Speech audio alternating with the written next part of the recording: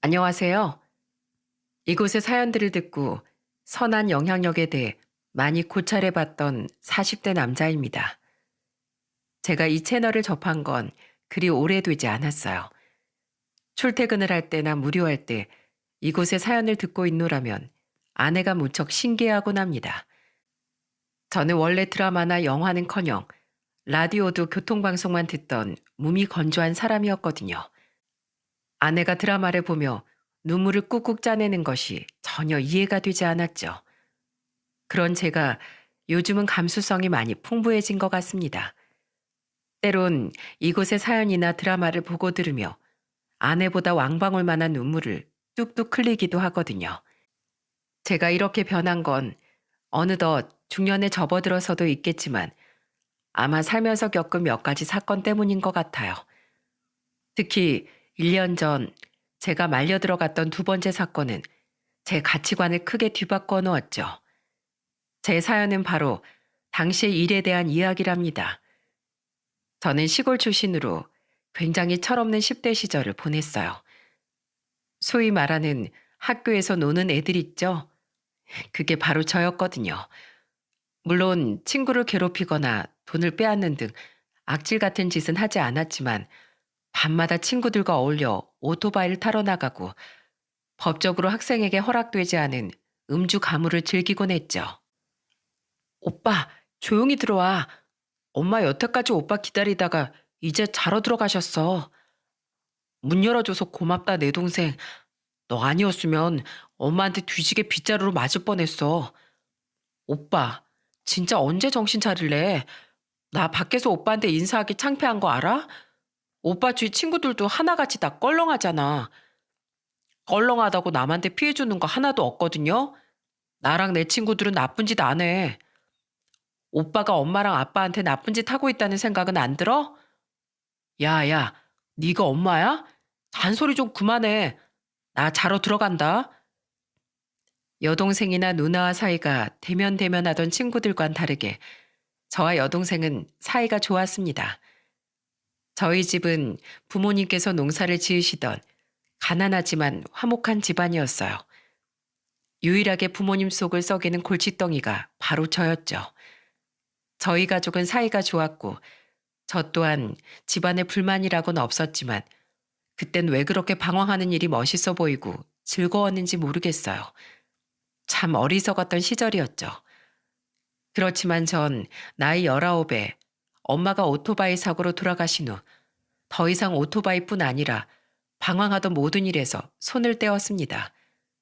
하지만 뒤늦게 잘못을 뉘우치고 사진 속 엄마에게 죄송하다고 용서를 구한다 한들 돌아가신 엄마는 대답이 없으셨죠. 저는 20살이 되자마자 서울로 상경해 작은 공장의 생산직으로 취업을 했습니다. 어릴 적부터 아버지를 도와봤지만 농사일은 영 체질에 맞지 않았거든요. 강수야, 일은 할 만하냐? 그냥 하는 거지 뭐. 가끔씩 일을 하다 보면 내가 사람인지 공장 부품인지 헷갈리긴 한다. 그럼 너 나랑 아는 사장님 아래서 일 안 해볼래? 그러다 제가 23살 때 저처럼 서울에 올라와 있던 한 친구가 제게 생소한 일을 함께 하자며 권하더군요. 바로 사연투브 애청자분들이 많이 들어보셨을 심부름센터에 관한 일이었죠. 당시 전 기계처럼 일하는 것에 질려있던 터라 솔깃했어요. 그렇게 저는 심부름센터 일을 시작하게 됐습니다. 일은 고됐지만 재미있었어요. 물론 불법이나 불량한 일에 연루된 일도 가끔 의뢰가 들어오곤 했는데 사장님은 그런 일은 일절 받지 않으셨죠.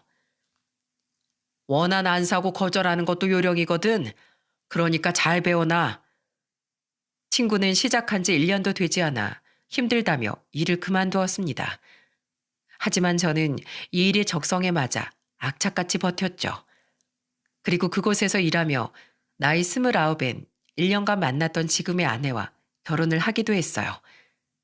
제 아내처럼 장인 장모님은 참 따뜻한 분들이셨습니다. 형님과 처형 또한 좋은 사람들이었어요. 아무도 제 직업에 편견을 가지지 않았고 도리어 성실하게 일하는 사위를 자랑스럽게 여겨주시더군요. 잘 살아온 적도 없는 것 같은데 제 주위엔 왜 이렇게 좋은 사람들이 많은지 참 감사한 일이었어요. 우린 결혼한 지 2년 뒤 큰딸을 낳았고 또다시 2년 뒤엔 둘째 딸을 낳았습니다. 비록 결혼과 출산으로 제 창업이 더욱 늦어지긴 했지만 창업 따위 두 번은 더 미룰 수 있을 만큼 의미 있고 행복한 시간들이었죠. 그렇게 작은 딸을 낳은 지 2년 뒤 저는 드디어 일하던 곳에서 멀리 떨어진 동네 제 심부름 센터를 차릴 수 있었습니다.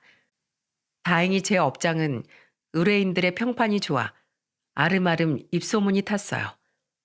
그렇게 제 업장은 차츰 자리를 잡았고 개업한 지 3년 뒤 아내는 일을 그만두고 더욱 육아에만 집중할 수 있었죠. 그런데 무엇 하나 남부러울 것 없을 정도로 행복했던 그 해, 저는 아주 크나큰 불행을 겪고 말았어요. 제 여동생이 그만 위암 말기 판정을 받고 말았거든요. 여동생은 끈질기게 투병했지만 결국 1년의 투병 생활 끝에 모든 치료를 포기하고 호스피스 병원에서 생의 마지막 순간만을 기다리게 되었습니다. 오빠, 어? 왜? 물 가져다 줄까? 아니, 그냥 문득 옛날 생각이 나서. 오빠, 우리 애 아빠 파산해서 한참 힘들었을 때 나 오빠네 집에 우리 아들 데리고 잠깐 신세 졌잖아. 집도 잃고 애 낳은 지 2달도 안 된 몸으로 시골에 있는 시댁이나 친정 가 있기도 힘들었는데 새언니가 자기가 날 돌봐주겠다고 불러줘서 그때 새언니 덕에 정말 나 몸조리 잘했었는데 오빤 참 복도 많아. 어디서 그런 천사 같은 아내를 얻었대? 그러니까 오빠 새언니한테 잘해줘. 난 항상 그때만 생각하면 새언니한테 너무 고마웠거든. 그리고 나 가면 속상해하실 아빠도 잘 좀 챙겨드려. 부탁할게. 우리 애 아빠랑 아들 걱정은 하지 마. 시부모님도 우리 시누이들이랑 아주버님 형님도 굉장히 좋은 분들이니까. 그리고 무엇보다 오빠가 너무 슬퍼하지 않았으면 좋겠어. 넌 무슨 말을 그렇게 유언처럼 하냐? 너 앞으로 1년은 거뜬하게 살 거야. 그런 소리 하지 마. 결국 전 참지 못하고 울음을 터뜨리고 말았습니다. 여동생은 힘이 빠진 듯 두 눈을 스르르 감더군요. 그 이후 여동생은 일주일을 채 버티지 못하고 그만 하늘에 계신 엄마 옆으로 떠나고 말았죠. 엄마에 이어 딸까지 잃은 아버지는 넋을 잃고 눈물만 흘리셨습니다. 장례가 끝난 후 저와 아내는 아버지를 집으로 모시려고 했어요. 하지만 아버지는 농사 짓던 땅을 팔고 친척 어른들이 모여 사시던 고향으로 내려가고 싶어 하셨죠. 너에겐 가족이 있지만 고향에 있는 내 형제들과 사촌들은 나처럼 외로운 사람들이 많다. 이젠 나도 그곳으로 가서 젊었을 적 추억이나 곱씹으며 여생을 살고 싶구나. 그렇게 아버지는 고향으로 내려가셨고 매제는 지방에 사시던 자신의 부모님을 집으로 모시게 되었어요. 5살 난 여동생의 아이를 돌보기 위해서 말이죠. 그리고 4년 뒤 매제가 결혼을 하며 저는 매제와 조카의 인연을 정리하게 되었습니다. 그렇게 산 사람들의 세월은 흘러갔어요. 그런데 불행은 지치지도 않는지 쉬지 않고 우리를 찾아오더군요. 매제가 재혼 소식을 알린 뒤 얼마 지나지 않은 날이었습니다. 여보, 나 소리가 잘 안 들려. 당신이 말하는 소리가 너무 먹먹하고 희미해. 이거 뭐야? 나 너무 무서워. 살던 아파트의 엘리베이터를 기다리기 귀찮아 비상계단을 이용한 아내는 발을 헛디뎌 그만 계단에서 굴러 떨어지는 사고를 당하고 말았어요. 그런데 문제는 머리를 심하게 부딪혔던 아내에게 청각 장애가 생기고 만 겁니다. 아내는 오른쪽 청각은 완전히 상실했고 왼쪽 청각은 희미한 소리만 들을 수 있을 정도로 심각한 장애를 입게 되었죠. 나 이제 어떻게 살아, 여보? 나 너무 무서워. 저와 딸들은 그런 아내를 어떻게든 돕고 싶어 아내와 함께 수화를 배우기 시작했습니다. 그리고 여가 시간에 드라마를 보는 것이 유일한 낙이었던 아내는 전과 다르게 자막에 의지할 수밖에 없어 굉장히 우울해했어요. 왼쪽으로 조금씩 들을 순 있다지만 전처럼 선명한 소리는 들을 수 없었으니까요. 저 아주 몹쓸 놈이구만. 여보, 지금 저놈이 뭐라는 줄 알아? 바람나서 자기 마누라 버린 주제에 아주 뻔뻔하게가 이를 데가 없어. 저런 놈은 아주 그냥 매가약인데. 저는 그런 아내에게 어떻게든 활기를 불어 넣어주고 싶었습니다. 그래서 전 생전 보지도 않던 일일 드라마를 아내 옆에부터 함께 보기 시작했어요. 최대한 집중해서 드라마를 보며 수화로 아내에게 드라마 내용을 설명해 주었죠. 물론 요즘은 시대가 좋아 OTT 프로그램을 이용하면 얼마든지 자막을 볼 수 있었지만 제가 뭐라도 아내와 함께하고 있다는 사실을 아내가 알고 즐거워해 줬으면 했거든요. 괜히 더 과장된 표정을 지으며 열심히 수화를 하는 제 모습이 아내는 꽤나 즐거웠던 모양입니다. 아내가 조금씩 웃자 딸들도 나름대로 자기들끼리 노력을 시작하더군요. 딸들은 그날 학교에서 있었던 일을 매일같이 아내 곁에 붙어 수아와 함께 이야기하기 시작했어요. 언니, 그렇게 설명하면 안 되지. 더 실감나게. 그치, 아빠? 지금도 좋긴 한데 조금만 더 노력이 필요할 것 같다. 안 되겠다. 너희 둘 다 이 아빠가 특별 강의를 해줄게. 실감나는 연기란 말이야. 어떻게든 집안의 분위기를 밝게 만들고 싶어 저는 최선을 다해 아내와 딸들에게 너스레를 떨었어요. 무뚝뚝하던 저의 그런 모습을 보고 아내뿐만 아니라 딸들까지 굉장히 좋아하더군요. 저 또한 의도치 않게 딸들과도 가까워진 것 같아 계기는 마음 아프지만 최대한 긍정적으로 생각하기로 했습니다. 우리 가족과 아내 스스로는 차츰 장애에 익숙해졌고 아내는 다시 기운을 찾기 시작했어요. 밝아진 아내의 모습을 보고 특히 장인 장모님께서는 눈물을 흘리며 제게 고마워하셨죠. 그렇게 아내가 사고가 난 지 2년쯤 흐른 어느 날 제 심부름 센터에 한 젊은 여자가 찾아왔습니다. 등에는 굉장히 작은 아기가 엎여 있었고 여자의 표정은 굉장히 지쳐 보였어요. 네, 그 사람이 바로 오늘 이 사연의 주인공입니다. 그 여자와의 만남으로 인해 앞으로의 제 일상에 큰 변화가 생길 거라곤 처음에 미처 상상도 하지 못했죠. 그런데 그 여자는 제게 대뜸 자신은 돈이 별로 없다고 말하더군요. 저, 저희 애 아빠를 찾고 싶은데요. 죄송하지만 사장님, 제가 지금 돈이 별로 없어서요. 그러더니 그 여자는 주머니에서 고이 접혀 있는 2만 원을 펴서 제게 건네더라고요. 저는 그 돈을 보자마자 난색을 표했습니다. 어, 죄송하지만 저는 일을 못 맡을 것 같네요. 제가 저렴하게 해드릴 순 있어도 2만 원에 힘들어요. 전 자선 사업가가 아니라서요. 일 한 번 하는데 드는 시간과 비용이 얼만데 일을 2만 원에 해준답니까? 제가 이 일을 하며 보람을 느낀다지만 책임질 식구가 셋이나 있는데 무료에 가까운 봉사를 해줄 여유까지는 없었죠. 그러자 그 여자는 제 손을 덥석 잡으며 애원을 하기 시작하더군요. 제가 나머지 돈은 나중에라도 꼭 갚을게요, 사장님. 애가 이제 막 태어난 지 2달이 넘었는데 애가 나오기 전에 애 아빠가 실종됐어요. 혹시 두 분 자주 싸우시거나 한 거 아니에요? 나이 보니 젊어 보이시는데 젊은 남자분이 실종될 일이 뭐가 있겠어요? 혹시 돌아오실지도 모르니까 우선 집에서 조금 더 기다려 보시는 게 어떨까요? 안 돼요. 저 지금 생활비가 없어서 월세 보증금까지 빼고 미혼모 위탁시설에 들어가 있단 말이에요. 애 아빠는 전화도 안 돼서 제가 여기 있는지도 몰라요. 제발 부탁드려요, 사장님. 자신을 얻고 있는 엄마가 들썩거리자 잠들어 있던 아기는 결국 잠에서 깨어 울기 시작했어요. 흐느끼며 애원하던 그 여자는 제게 양해를 구하더니 가방에서 젖병을 꺼내 아이에게 먹이기 시작하더군요. 죄송해요. 아직 애가 너무 어려서 밥대를 자주 챙겨줘야 해서요. 젖이라도 물리면 분유값이라도 덜 들 텐데 제가 마음이 불안해서 계속 잘 먹지도 쉬지도 못하니까 젖이 잘 안 돌아요. 사장님, 제발 사람 목숨 하나, 아니 두 목숨 살린다고 생각하시고 저 좀 한 번만 도와주시면 안 될까요? 여자의 애원보다 눈물을 흘리며 아기에게 젖병을 물리는 여자의 모습에 마음이 흔들렸습니다. 먼저 세상을 떠난 제 여동생 생각이 나서 말이죠.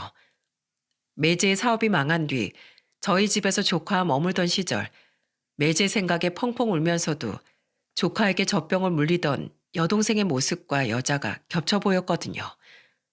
아직 어린 아기를 데리고 하염없이 남편을 기다리는 여자의 불안함을 과거 여동생을 통해 지켜본 저는 잘 알고 있었어요. 배를 불린 아기는 다시 새근새근 잠이 들었습니다. 소파에 앉아있던 여자는 자신의 옆에 아기를 조심스럽게 내려놓았죠. 마음이 약해져 버린 저는 우선 사정이나 들어보자 싶어 여자에게 사연에 대해 물었어요. 그리고 사정을 전부 듣고 나니 더더욱 마음이 불편하더라고요. 저는 이제 고작 25이고 애 아빠는 저보다 3살 많아요. 저랑 애 아빠는 부모도 일가 친척도 없고요. 둘 다 어릴 때부터 같은 보육원에서 자랐거든요. 우리는 어렸을 때부터 자연스럽게 서로밖에 없었고 제가 어른이 된 후 사회에서 서로 의지를 하다 미래를 약속했어요. 그리고 제가 23살 때부터 아예 같이 살기 시작했죠. 살기 힘든 와중에 유일하게 위로가 돼줄 수 있는 사람이 서로였거든요. 그럼 그때 결혼을 하신 건가요? 아니요. 같이 돈을 모으려고 일찍부터 같이 살긴 했지만 결혼은 준비가 된 후에 하고 싶었어요. 남편은 가난한 편모 아래서 자라다 어머니가 돌아가신 후 보육원에 왔고 전 아예 엄마가 누군지도 몰랐어요. 갓난쟁일 때 베이비박스에 버려져 있었거든요. 아마 미혼모나 사정이 어려운 사람들이 절 책임지지 못해 버린 거겠죠. 그렇게 우리가 낳을 아기를 위해서라도 열심히 미래를 준비한 후에 정식으로 결혼을 하고 애를 낳고 싶었는데 문제는 남편이 일하던 작은 회사에서 잘린 후로 재취업이 되지 않았다는 거예요. 무려 2년 동안이나 말이죠. 분명 일머리가 나쁜 사람은 아닌데 대체 왜 취업이 안 되는지 이해할 수가 없었어요. 그 와중에 제가 덜컥 임신까지 하게 돼서 우린 아주 조촐하게 결혼식을 올리고 혼인신고를 하게 된 거예요. 제가 임신한 뒤로 남편은 어떻게든 빨리 취업을 하려고 노력했어요. 면접이 없는 날엔 공사장에서 막노동을 해 돈을 벌어왔죠. 그런데 자꾸만 취업이 되지 않자 남편은 점점 자신감을 잃고 집에만 틀어박히더니 나중에 매일같이 술을 먹더라고요. 그러면서 자신을 자꾸만 비하하기 시작했어요. 대학도 겨우 전문대를 졸업한 자길 어떤 회사에서 써주겠냐느니 집도 절도 없는 놈이 저를 만나 고생만 시키고 있다느니 자기 같은 밥벌어진 살 이유가 없다느니 하는 말을 자주 했어요. 그때 저는 임신한 몸으로 공장에서 일하며 생계를 책임지고 있었는데 제가 일하던 공장에 자리가 나서 남편에게 면접을 권했었어요. 근데 이미 어두워질 대로 어두워진 그 사람은 그 면접에서조차 떨어지고 말았죠. 근데 그날 이후 남편은 한동안 술도 안 먹고 사람이 그저 멍해 있더라고요. 그러다 다시 막노동을 나가기 시작했는데 다시 일을 나간 지 2주 만에 갑자기 남편이 사라졌어요. 그때 저는 임신 5개월 차였고요. 남편은 70만 원과 쪽지 한 장을 두고 나갔는데 이게 그 쪽지예요. 여자는 가방에서 꼬깃거리는 하얀 메모지를 제게 내밀었습니다. 종이를 펴서 보니 그 쪽지엔 이렇게 적혀 있더군요. 내가 일한 일당들 모은 거야. 나같이 쓸모없는 놈은 당신에게 앞으로 짐만 될 뿐이야. 우리 아기 잘 키워줘. 미안해. 울먹이던 여자는 이제 눈물을 뚝뚝 흘리기 시작했습니다. 여자는 옷소매로 연신 눈물을 훔치며 말을 이었죠.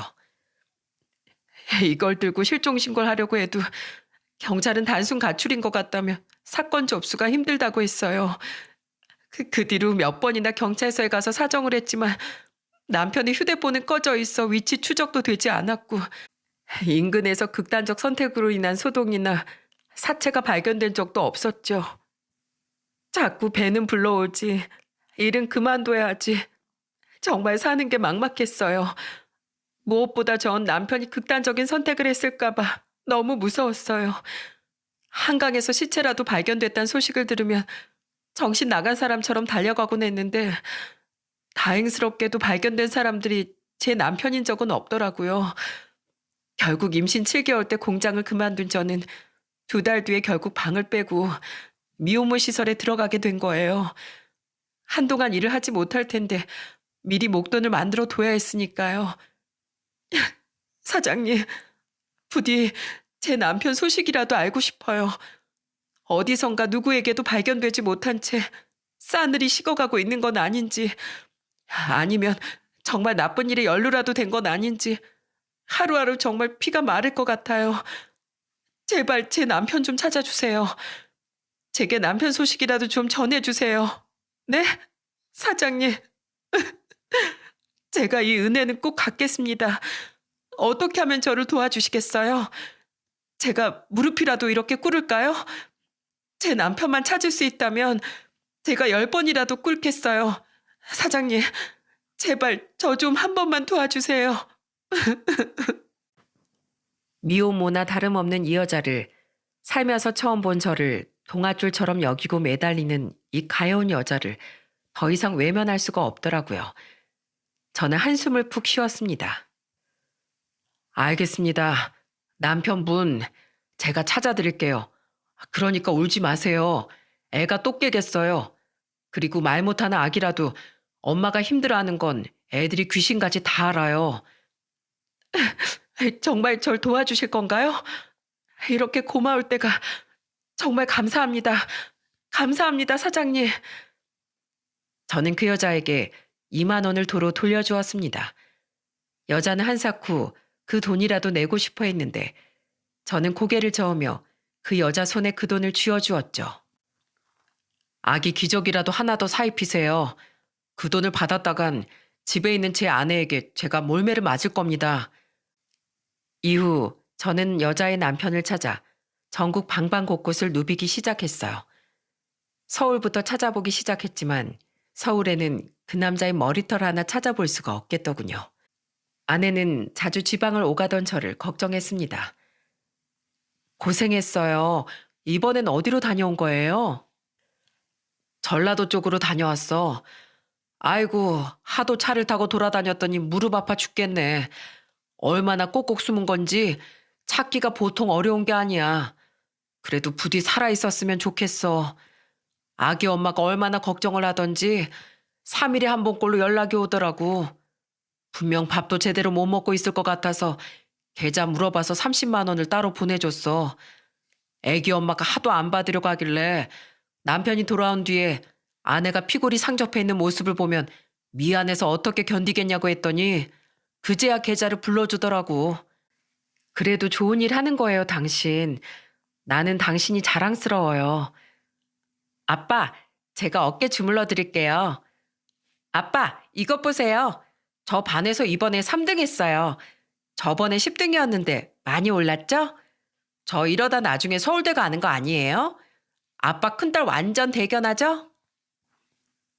당시 15살, 13살이었던 딸들과 저를 응원해주는 아내의 모습에 힘들어도 기운이 났습니다.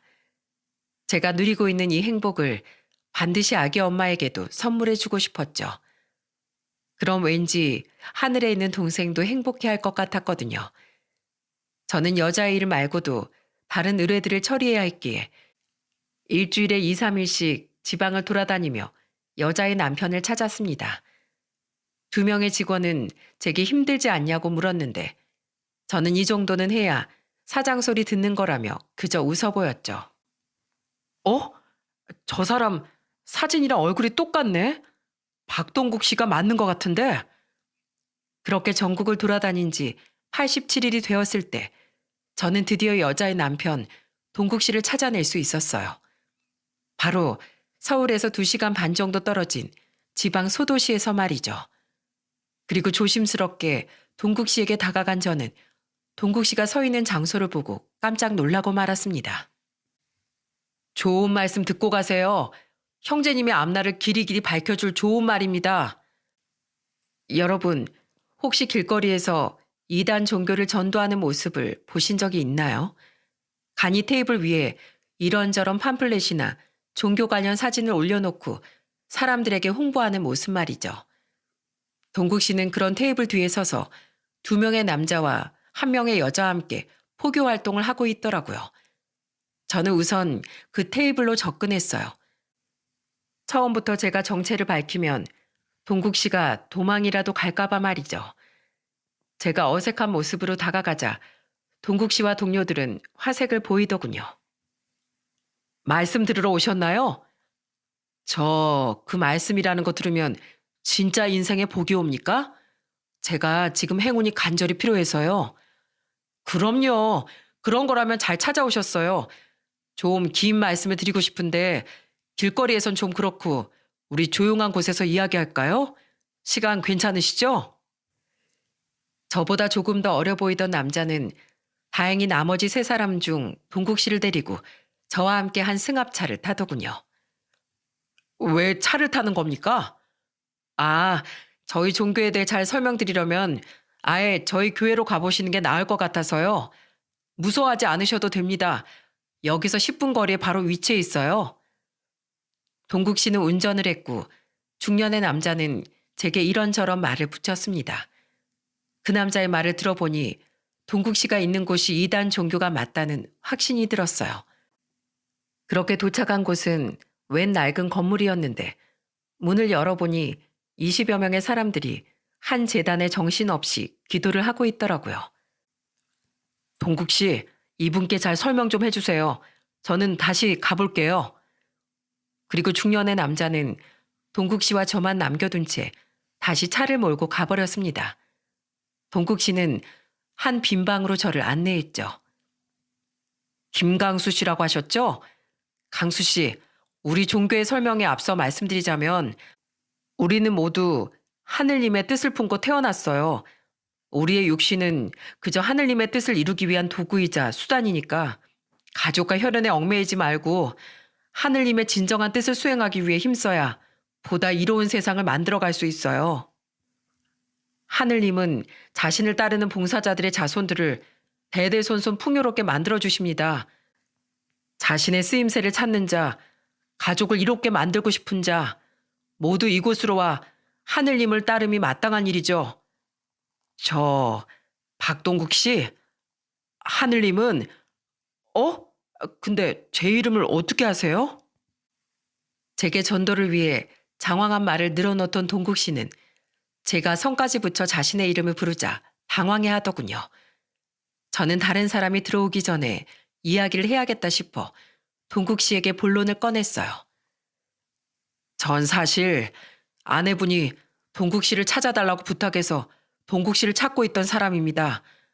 동국 씨, 지금 아내분이 아드님과 함께 동국 씨를 애타게 찾고 있어요. 아드님이 태어난 지 벌써 5개월인데 자식까지 있으신 분이 여기서 뭐 하시는 겁니까? 얼른 저와 함께 가족들 품으로 돌아가시죠. 지금 아내인 윤주희 씨, 쥐구할 돈도 없어서 아기랑 같이 미혼모 시설에서 지내고 계세요.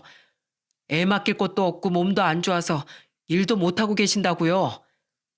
네? 아내가 집도 없이 그곳에 있다고요? 몸은 또 어디가? 당신 뭐야? 나가. 당장 안 나가? 동국 씨가 놀란 눈으로 제게 아기 엄마에 대해 물으려던 그때였습니다. 갑자기 방문 밖에서 웬 남자 둘이 저를 마구 끌고 나가기 시작하더군요. 소름 돋지 않습니까? 아무도 듣고 있지 않다고 생각했는데 그 사람들은 카메라라도 단 건지 어디선가 우리 이야기를 다 듣고 있었더라고요. 저는 끌려나가면서 동국 씨에게 마구 소리쳤어요. 박동국 씨, 아내분이 불쌍하지도 않으세요? 아기가 불쌍하지도 않냐고요. 상황이 어떻든 간에 그렇게 무책임하게 가족을 버려두면 되겠습니까? 제 말에 동국 씨는 고개를 푹 숙이고 있더군요. 그날 차에서 밤을 지새운 전 다음날 똑같은 장소로 다시 동국 씨를 찾아갔어요. 다행히 동국 씨는 여전히 그곳에서 포교 활동 중이더군요. 저는 이번에 망설이지 않고 곧장 동국 씨에게 다가가 손까지 잡고 설득을 하기 시작했죠. 동국 씨, 여기서 이러고 계실 때가 아니에요. 저도 자식이 둘이나 있는 아빠로서 자식에게 아빠는 반드시 필요한 존재입니다. 아내분 지금 동국 씨 걱정에 밥도 제대로 못 드시고 있어요. 뭐야, 당신 저리 안 꺼져? 가, 동국 씨, 뭐예요? 이 사람 얼른 같이 쫓아내지 않고. 네, 저는 돌아갈 생각이 없습니다. 저는 하늘님에게 봉사하기로 다짐한 몸이에요. 그러니까 더는 찾아오지 마세요. 동국 씨는 저를 쫓아내려다 잠시 멈칫하더군요. 왜냐하면 제가 동국 씨의 손에 몰래 제 번호가 적힌 쪽지를 쥐어주었거든요.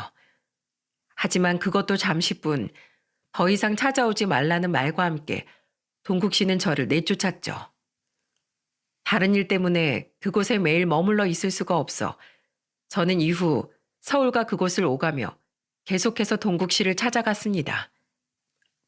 사장님, 그냥 제가 가서 직접 설득해 볼까요? 그 사람 분명 저를 보면 다시 돌아와 줄 거예요. 아닙니다. 그곳 사람들 때문에 괜히 주희 씨가 위험해질 수도 있어요. 안전하게 만날 수 있을 때 제가 부를 테니까 우선 기다려 주세요. 그리고 아기 영상 하나만 제게 보내주시고요.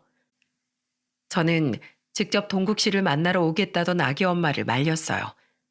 그동안 그 종교의 본거지인 건물을 찾아가거나 동국 씨의 포교 활동 자리에 찾아갈 때면 항상 그곳 사람들이 험악한 표정을 지으며 저를 내쫓곤 했으니 아기 엄마에게도 그럴까봐 걱정이 됐거든요.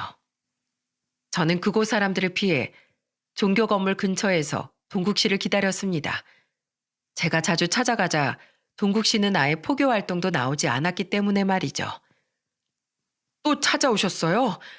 그만하세요, 사장님. 그리고 여기 자꾸 오시면 사장님이 위험해요.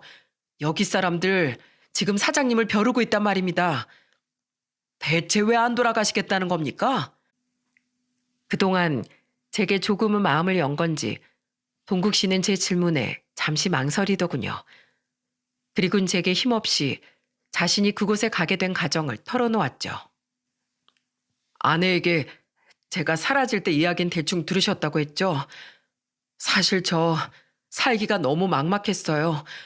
그리고 아내가 일하던 공장에서마저 면접에 떨어진 날 저는 길거리에서 엉엉 울고 말았습니다. 세상이 더는 저를 필요로 하지 않는 것 같았어요. 제 친부란 인간도 어린 저와 아픈 모친을 버렸고 보육원에 간 뒤론 아무도 저를 입양하지 않았죠.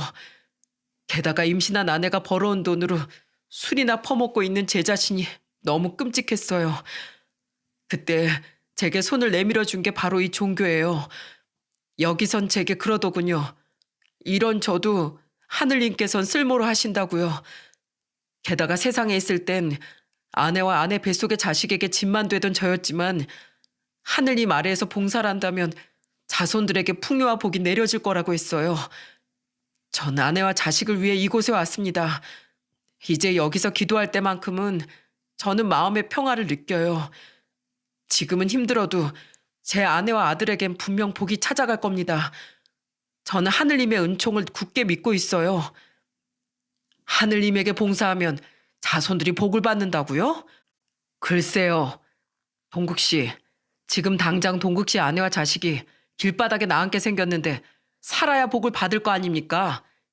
지금 가족들이 불행하면 나중에 찾아올 복이 다 무슨 소용이에요? 박동국 씨도 잘 알고 있지 않습니까? 어린 시절의 기억과 경험은 평생 갑니다. 그리고 부모의 부재로 인한 마음의 구멍은 그 무엇으로도 채워지지 않아요. 박동국 씨, 지금 박동국 씨가 하늘님에게 받고 있는 마음의 위안, 진심으로 하늘님이란 존재를 믿기 때문입니까? 아니면 가족을 버리고 스스로만 편하고자 도망친 자신을 합리화시키려고 하고 있는 정신승리입니까? 지금 윤주희 씨는 하루하루 피가 말라가고 있어요. 제발 부탁드립니다. 이제 그만 돌아오세요. 그리고 이렇게 예쁜 아기가 자라는 모습을 직접 옆에서 지켜보셔야죠. 저는 동국 씨에게 아기 엄마에게 받은 아기 영상을 보여주었습니다. 동국 씨는 생전 처음 보는 자신의 아들의 모습에 한시도 눈을 떼지 못했죠. 그런데 동국 씨의 뒤로 헐레벌떡 뛰어오고 있는 종교 사람들이 보이더군요. 포교 활동 때 동국 씨와 같이 있던 사람들의 얼굴이라 단번에 알아볼 수 있었어요.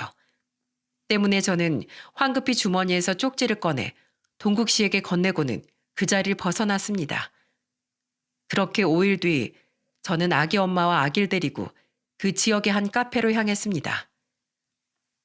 정말로 그 사람이 나올까요? 저는 나올 거라고 생각합니다.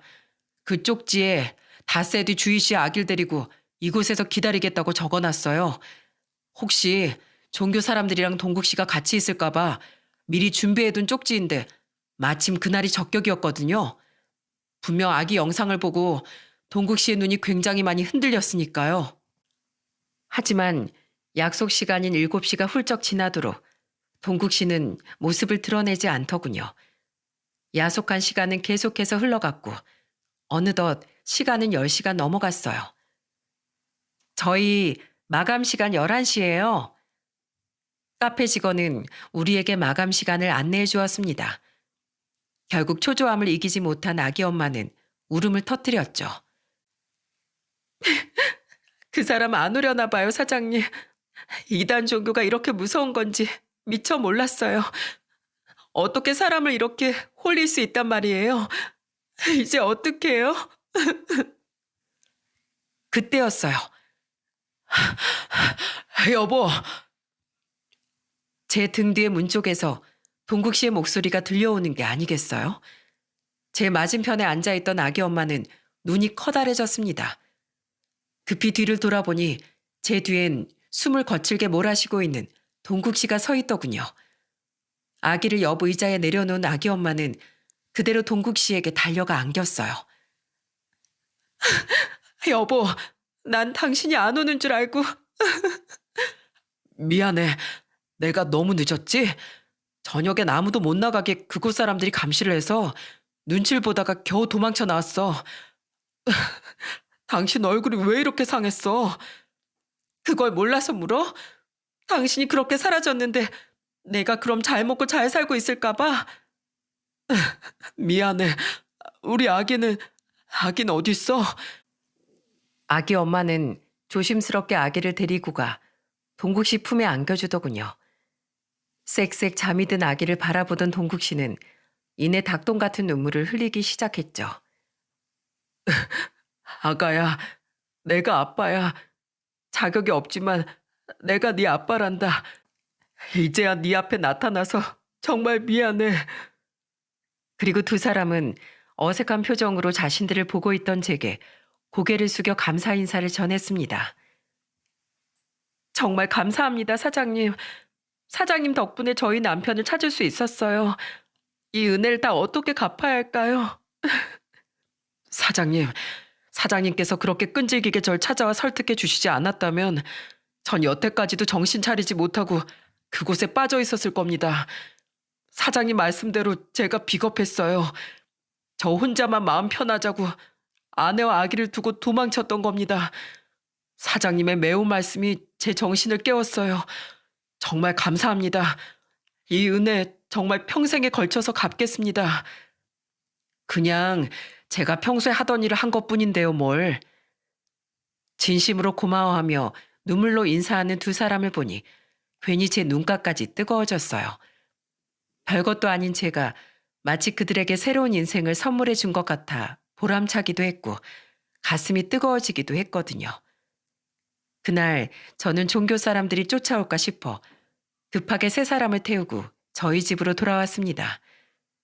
젊은 부부는 도착한 곳이 어디인지 몰라 어리둥절했는데 저는 그들에게 어깨를 으쓱이며 말했죠. 당분간 거주할 곳이 필요하잖아요. 동국 씨까지 미혼모 시설에 들어갈 수도 없고요. 제 아내와 애들에겐 미리 이야기해뒀으니 당분간 저희 집에서 지내세요. 우리 둘째 딸 방을 비워뒀습니다. 딸들은 방을 같이 쓰면 되거든요. 하지만 사장님, 저희가 어떻게 그렇게까지 폐를 끼칠 수 있겠습니까? 동국 씨, 부모는 자식을 위해서 때론 이런 일도 감수하셔야 하는 겁니다. 우선 안전하고 편한 곳에서 아기부터 잘 키우셔야죠. 동국 씨, 이곳에서 얼른 직장 구해서 돈 모으세요. 그래야 얼른 살 집을 얻으시지 않겠습니까? 저희 가족은 전부 애를 좋아하니 걱정하지 않으셔도 됩니다. 그리고 저희 가족 모두 두 분의 사정을 알고 있는데 특히 저희 아내가 두 분 걱정을 많이 했어요. 아, 제 아내는 2년 전 사고로 청각을 잃어서 지금은 희미한 소리밖에 못 듣습니다. 지금은 입모양과 희미한 소리로 말을 알아들을 순 있지만 바로 앞에서 이야기하지 않으면 못 알아들어요. 놀라지 마시라고 미리 말씀드립니다. 정말 고맙습니다, 사장님. 저는 또다시 눈물을 글썽이는 두 사람을 데리고 집으로 들어갔어요. 새벽 2시가 넘은 시간이었지만 아내는 자지 않고 우리를 기다리고 있더군요. 그리고 잠들었던 우리 딸들도 방에서 나와 세 사람에게 예의 바르게 인사를 했죠. 시장하시죠? 얼른 식사부터 하세요. 거의 다 도착했다고 해서 제가 막 바쁘고 국도 새로 데워서 퍼놓은 거예요. 아기는 저한테 맡기시고요. 아내는 그 늦은 시간에도 상다리가 부러지게 음식들을 차려놨더라고요. 참 천사 같은 사람이었죠. 허기가 졌는지 젊은 부부는 허겁지겁 밥을 먹기 시작했습니다. 그리곤 서로 잠시 눈이 마주치더니 다시 눈물을 뚝뚝 흘리더라고요. 미안해, 여보. 앞으로 내가 정말 잘할게. 나 정말 열심히 살게. 아니야. 내가 당신한테 더 힘이 될 수 있는 사람이 되게 노력할게. 돌아와줘서 정말 고마워, 여보. 아기를 안고 있던 아내는 저를 보며 웃으며 속삭였어요. 대충 둘이 화해하고 있는 거죠? 아유, 울어도 예쁘다. 청춘이네요. 저렇게 젊은데 지금 새로 시작한다고 한들 두려울 게 뭐가 있겠어요. 그때까지 우리가 인생 선배로서 잘 지켜주자고요. 이후 동국 씨는 취업을 준비하며 대리운전을 뛰기 시작했습니다. 그리고 10군데가 넘는 곳에 면접을 본 결과 한 군데 중소기업과 두 군데 공장 생산직에 합격을 했어요. 거봐, 노력하면 좋은 결과가 있기 마련이라고 했잖아. 예전엔 그저 자네 운이 조금 안 좋았을 뿐인 거야.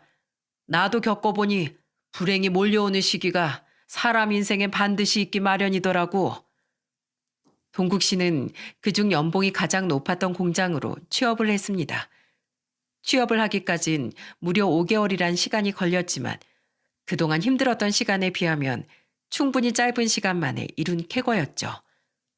동국 씨 부부는 우리와 1년 2개월간을 함께 지냈습니다. 그동안 서로 울고 웃으며 우린 수많은 추억들을 공유했죠. 1년하고 한 달이 조금 넘은 어느 날 동국 씨 부부는 제게 100만 원을 내밀며 이렇게 이야기했어요. 아니, 이게 뭔가? 제 아내가 꼭 드리고 싶어 했어요. 그때 무료로 저를 찾아주셨잖아요. 그 일에 대한 값입니다. 아니, 물론 이 돈이 많이 적은 금액이라는 거 알아요. 특히 사장님께서 저희에게 해주신 일에 비하면 턱없이 부족한 금액이겠죠. 그래도 그동안 저희가 모은 원룸 보증금 빼고 지금 마련할 수 있는 최대한의 금액이니까 부디 먼저 이 돈이라도 받아주세요. 그리고 저희 집 알아봤어요. 내일 알아본 원룸 계약하러 가려고요. 언제까지 사장님께 신세 질 수는 없는 노릇이잖아요. 저도 엄연한 가장인데 얼른 제 스스로 저희 식구들을 책임져야죠. 그동안 정말 감사했습니다, 사장님. 앞으로 두고두고 찾아뵈며 은혜는 꼭 갚아 나가겠습니다. 원룸을 구했어? 사람 참, 기다려봐. 안 그래도 내가 조만간 동국 씨랑 주희 씨한테 주려고 했던 게 있어. 저는 서랍에서 수표가 든 돈 봉투를 꺼냈습니다. 봉투를 열어본 두 사람은 입이 떡 벌어지더군요. 이건 사장님, 저흰 이거 못 받습니다. 저희도 염치라는 게 있어요. 내가 그랬지? 부모 낳길 위해서 체면 따윈 접어둘 줄 알아야 한다고. 그냥 준다는 거 아니야. 살면서 갚아. 우리도 형편이 여의치 않아서 그게 해줄 수 있는 최대한이야. 요샌 월세가 아니라 반전세 매물도 많다며? 보증금 올려서 찾으면 비교적 월세 저렴한 반전세 매물 찾을 수 있을 테니까 다시 알아봐. 얼른 돈을 모아야 집도 넓히고 아기를 위해서 저축도 할 수 있지 않겠어? 사장님, 결국 두 사람은 다시 눈물을 터뜨리고 말았어요. 그런 두 사람을 지켜보던 저와 아내는 괜히 눈가가 붉어져 코를 훌쩍거렸죠. 아, 사람들이 왜 이렇게 눈물이 많아? 그만 울어. 두 사람 때문에 나까지 괜히 눈물이 많아졌잖아. 앞으로 꼭 잘 살아. 알았지? 그 모습을 보여주는 게 우리한테 은혜를 갚는 일이야. 그렇게 두 사람은 다시 집을 구하기 시작했고, 한 달 뒤 우리는 아쉬움을 뒤로하고 작별 인사를 하게 되었습니다. 동국 씨 부부가 이사를 간 지도 벌써 1년이 지난 지금, 동국 씨는 여전히 성실하게 일을 하고 있답니다. 천천히 갚으라니까. 이 사람도 참 말 안 들어. 또 50만 원 보낸 거예요? 어, 빨리 돈 갚겠다면서 매달 월급을 받자마자 50만 원씩 보낸 지도 딱 1년이 됐네. 거기다가 두 달에 한 번씩 우리 집에 저녁 먹으러 올 때마다 애들한테 용돈도 주잖아. 주지 말래도 언제 받은 건지 애들이 막 자랑을 하더라고. 그러는 당신도 꼭 돌아가는 동국 씨나 주희 씨 주머니에 30만 원씩 찔러 주잖아요. 그 사람들도 고마워서 그런 거겠죠 뭐. 그래도 요즘 두 사람 보면 마음이 참 좋아요. 항상 웃고 있는 모습이 너무 예쁘잖아요. 아기도 많이 커서 걸어 다니는 걸 보면 언제 자기 엄마 등에 그렇게 껌딱지처럼 붙어 있었나 싶다니까요. 이렇듯 우리 두 집안은 여전히 사이좋게 교류를 하며 살고 있습니다. 17, 15이 된 저희 딸들은 두 사람을 삼촌, 숙모라고 부르면서 잘 따르더라고요. 그리고 부모님이 안 계신 두 부부는 명절 전이나 후의 주말엔 무조건 저희 집에 와서 시간을 보내고 가요. 저희 집이 자신들에겐 마치 고향같이 느껴진다며 말입니다. 그렇게 저와 아내는 졸지에 굉장히 나이 많은 자식들을 얻게 되었죠. 여러분, 저는 두 사람에게 베풀어준 작은 정으로 인해 제 직업에 대해 큰 자부심을 갖게 됐어요. 얼마 전 이곳 사연튜브에도 저와 같은 직업을 가진 분의 사연이 올라왔더군요. 그 사연을 듣고 제가 얼마나 뿌듯해했는지 모릅니다. 이 직업을 가진 사람들도 마음만 먹으면 선한 영향력을 보일 수 있다는 사실을 그분도 저와 함께 증명해 나가고 있는 셈이니까요. 여러분, 솔직히 가정이 있으니 자주는 못하겠지만 저는 앞으로도 이들 부부처럼 어려운 상황에 처한 사람을 만나게 된다면 기꺼이 도움의 손길을 내밀 생각이에요. 아무것도 아닌 저 한 사람의 도움으로 인해 사람들의 인생이 긍정적으로 바뀔 수 있다는 사실을 몸소 체험했기 때문에 말이죠. 제 스스로의 선행으로 인해 다른 사람의 인생이 좋게 바뀔 수 있다는 거, 그것으로 인해 느낄 수 있는 보람은 그 무엇과도 바꿀 수 없는 행복이더라고요. 이렇듯 저는 꼭 검사, 변호사 등 멋진 직업을 갖고 있지 않은 평범한 사람이라도 세상을 이롭게 만들 수 있다는 이야기를 하고 싶어 이 사연을 보내게 되었습니다. 저 한 사람, 그리고 여러분의 작은 도움의 손길이 분명 누군가에겐 큰 힘이 된다는 걸, 그리고 그로 인한 보람이 얼마나 행복한 건지를 부디 많은 사람들이 느낄 수 있었으면 좋겠네요. 제 긴 사연을 들어주셔서 정말 감사드립니다. 모두들 이웃의 따뜻한 정을 느낄 수 있는 연말을 보내시길 바랍니다.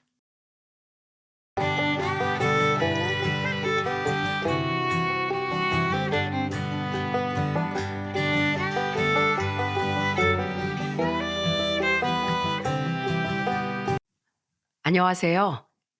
천지신명의 도움으로 가짜를 골라낸 남자입니다.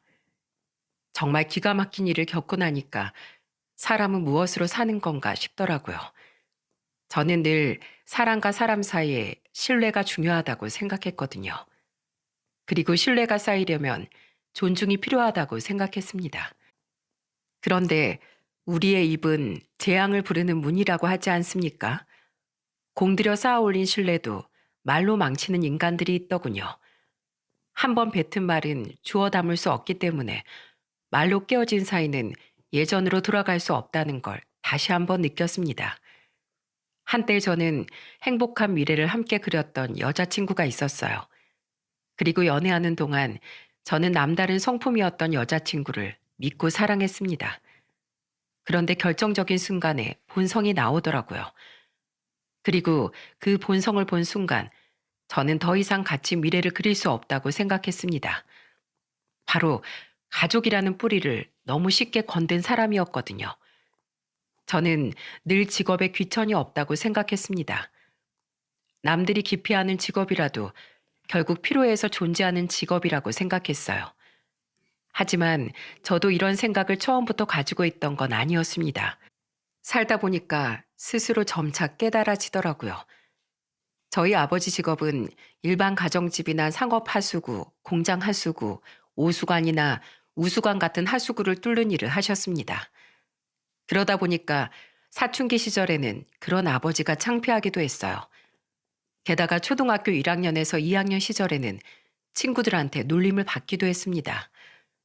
아주 어린 시절 비가 오던 어느 날 아버지는 우산이 없는 저를 데리러 오셨어요.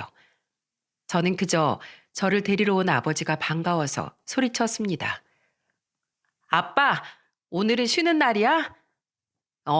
쉬는데 비가 오길래 우리 경모 데리러 왔지. 늘 바쁘시던 아버지가 절 데리러 온 게 그저 반가웠어요. 하지만 잠시 뒤 한 친구가 저희 아버지를 보며 소리치는 겁니다. 어? 아저씨 어제 저희 집에 오셨죠? 제가 음료수 드렸었잖아요. 어? 아, 어제 갔던 땡땡 아파트? 네, 네, 맞아요. 그런데 아저씨 아들이 경모였어요? 그래, 경모랑 친구 사이니? 네, 같은 반 친구예요. 아버지는 제 짝꿍이었던 친구와 반갑게 인사를 나누셨어요. 알고 보니까 전날 친구네 집에 변기를 뚫으러 가는 출장을 다녀오셨던 겁니다. 그때만 해도 그 일이 저한테 어떻게 다가올지 상상도 못했어요. 그런데 다음 날 짝꿍인 그 친구는 담임 선생님이 교실에 들어오시자 손을 번쩍 들더니 코를 막으면서 말했어요. 김경모 냄새나. 선생님, 저 자리 바꿔주세요. 얘랑 짝하기 싫어요. 어디서 자꾸 이상한 똥 냄새 나요. 저는 친구의 말에 얼굴이 빨갛게 변했어요. 그리고 당황스럽고 놀란 마음에 아무런 말도 하지 못했습니다. 그때 담임 선생님이 다가오시더니 짝꿍인 친구한테 물으셨어요. 친구한테 그게 무슨 말이야? 선생님이 친구 놀리는 거 아니라고 했지? 얘네 아빠 변기 뚫으러 다녀요. 더럽고 냄새 난단 말이에요. 엄마가 경모랑 놀지 말라고 했어요. 어허, 친구한테 그런 말 하면 못 쓴다고 했지? 왜 친구를 놀려? 더러운 애 싫어요. 자리 바꿔주세요. 경모 어제 변기 뚫는 일 하는 아빠랑 손잡고 가는 거 다 봤어요. 저 손으로 오늘 내가 떨어뜨린 지우개도 주워줬다고요. 너무 더러워요. 저는 짝꿍의 말에 절망했습니다. 초등학생 1학년이었던 그때 아버지 직업이 좋고 싫을 게 뭐가 있었겠습니까? 그래서 난생 처음 겪어보는 친구의 말에 너무 당황스러웠어요. 그리고 그 순간 저도 모르게 화가 나 친구한테 소리치며 말했습니다. 저도 얘랑 앉기 싫어요. 선생님 자리 바꿔주세요. 변기 막히도록 똥 싸는 애랑 짝꿍 안 할래요. 그때 담임 선생님은 저희 둘을 보면서 다그치듯 주의를 주셨어요. 그래도 저는 부모님께 자세한 상황을 말하진 않았습니다. 그때는 오로지 그 친구에 대한 화만 가득했어요. 그런데 친구는 학년이 바뀌기 전까지도 저를 집요하게 놀렸습니다. 제가 교실에 들어오면 그 친구는 일부러 코를 막으면서 소리쳤어요. 야, 김경모, 넌 그냥 화장실에 있어. 너도 거기가 더 편할 거 아니야. 뭐야? 이게? 결국 친구는 저를 밀치면서 소리쳤습니다. 뒤로 넘어진 저는 결국 친구와 치고받고 싸우게 된 거죠. 그래서 그때 어머니가 학교로 불려오시게 된 거예요. 담임 선생님한테 모든 이야기를 들은 어머니는 결국 그동안 제가 겪었던 일을 다 알게 되신 겁니다. 그날 저녁 어머니는 저를 앉혀놓고 진지한 목소리로 말씀하셨어요. 경모야, 아버진 그냥 일을 하는 거야. 할 수 있는 일 하시는데 부끄러운 일은 아니야. 싫어. 그냥 아빠도 회사 다니라고 하자. 애들이 자꾸 나한테 냄새 난다고 놀린단 말이야. 직업은 함부로 바꿀 수가 없어. 그리고 아버지도 아직은 작지만 회사를 꾸려가고 있으신 거야. 아직은 이해할 수 없겠지만 크면서 다 알게 될 거야. 싫어. 나 학교 가기 싫어. 안 갈래. 애들이 자꾸 나한테 냄새 난다고 했어. 왜 아빤 남의 집에서 일하는 거야? 아무것도 모르던 저는 아버지를 원망하면서 목 놓아 울었습니다. 어린 나이에도 그만큼 친구들이 더 중요했기 때문에 저도 모르게 아버지의 가슴에 비수를 꽂는 말들을 했어요. 그때 제가 울던 모습을 다 보신 아버지는 죄인처럼 고개를 떨구셨습니다. 그 모습이 지금도 다 기억날 만큼 너무 죄송스러운 순간이에요. 제 나이가 그때 초등학교 고학년만 됐어도 그런 일은 없었을지도 모릅니다. 하지만 초등학교 1학년 철없이 친구를 놀리던 시절에 아버지는 죄 없는 죄인이 되신 겁니다. 그래도 가정을 꾸리셔야 했던 아버지의 해결책은 단 하나였습니다. 제가 다니는 학교와 살고 있던 아파트 근처로는 직접 출장을 가지 않으셨어요. 그리고 점점 사업을 늘려가면서 직원을 하나둘 채용하기 시작하셨죠. 아버지 나름대로의 기술로 하수구, 오수관 등을 뚫는 전문 업체로 성장해 나가고 있으셨어요. 이런 아버지의 세심한 배려 덕분에 저는 초등학교를 잘 졸업할 수 있었죠. 하지만 중학생이 되고 난 후에도 어릴 적 상처받았던 기억이 남아 있었던 것 같아요. 새학기가 되니까 누가 우리 집에 대해 알까봐 괜히 움츠러들었어요. 그러다가 학교가 끝나고 집에 가던 중 저는 아버지가 허름한 옷을 입고 식당에서 나오는 걸 목격했습니다. 그런데 그때 교복을 입고 걸어가던 저를 보고 아버지는 밝은 목소리로 절 부르셨어요. 경모야, 학교에서 이제 끝난 거야? 저를 보고 웃으면서 손을 흔드는 아버지를 보고 그 순간 저는 당황하고 말았습니다. 바로 옆에 친구랑 있었기에 그 순간 어떻게 해야 될지 모르겠더라고요. 그런데 그때 아버지가 찰나였지만 당황한 저를 보고는 손을 내리면서 말씀하셨어요. 내가 사람을 잘못 봤네. 제가 아버지 인사에 화답하지 못하니까 아버지는 눈치를 채시고 절 모른 척 지나가시더군요. 그때 초라하게 돌아서는 아버지를 보면서 저는 큰 죄를 지은 기분이었습니다. 그리고 마음에 죄책감이 들었어요. 그래서 저는 얼른 아버지께 달려가 큰 소리로 인사했어요. 아빠, 왜 그냥 가세요? 어? 경모야, 난 그냥 밥 먹고 이제 일하러 얼른 가야 되니까 그랬지. 근데 너 뒤에 친구 있는데? 제가 인사를 하자 아버지는 저보다 뒤에 있던 친구를 신경 쓰셨어요. 그래서 저는 아버지께 친구를 소개하면서 말씀드렸어요. 같은 반 친구예요. 저랑 학원도 같이 다녀요. 김현수, 이쪽은 우리 아버지야. 제 말에 친구는 당황한 목소리로 말했습니다. 안녕하세요. 저는 경모 친구예요. 저희 요새 같이 공부하러 다니고 있어요. 아, 네가 경모 친구구나. 중학교 공부 힘들지 않니? 자, 이거 아저씨가 주는 용돈이야. 둘이 가서 맛있는 거 사 먹어. 감사합니다. 그래, 그래. 친구끼리 싸우지 말고 재밌게 놀아라. 그때 저와 제 친구랑 인사하고 있는 아버지를 같이 있던 직원분이 아버지를 부르며 소리쳤어요.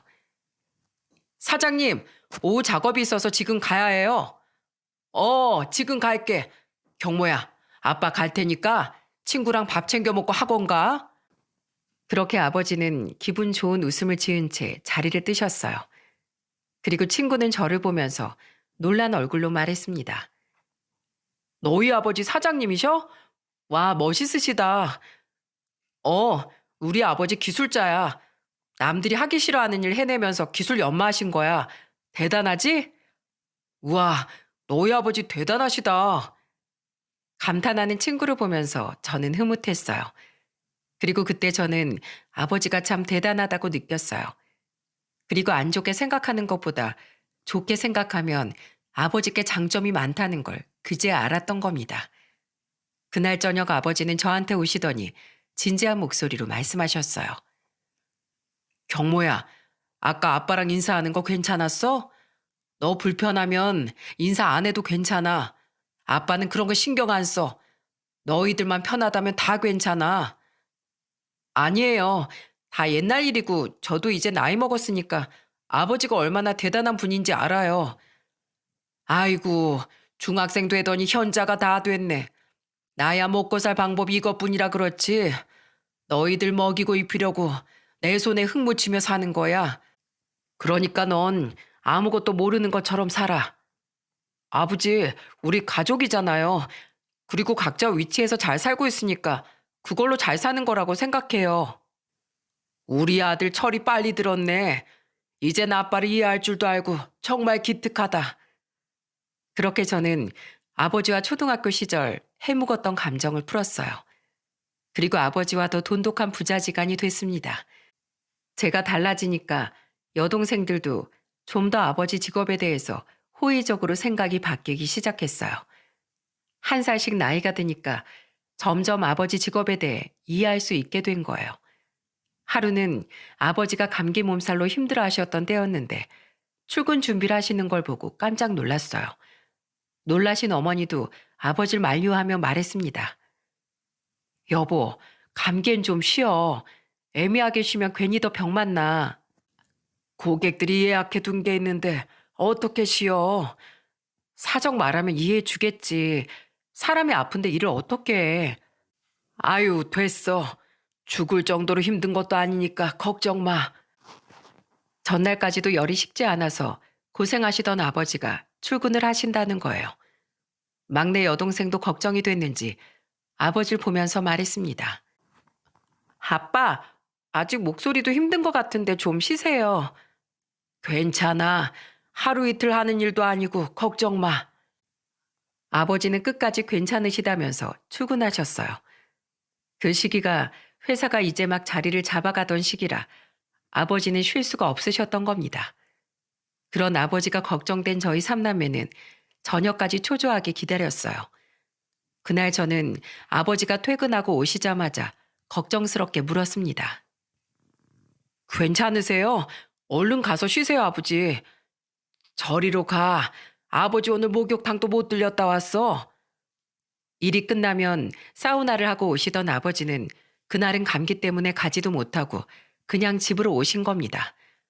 그래서 아버지는 저와 여동생들이 다가오니까 혹시 불쾌한 냄새가 날까봐 저희를 가까이 오지 못하게 하셨어요.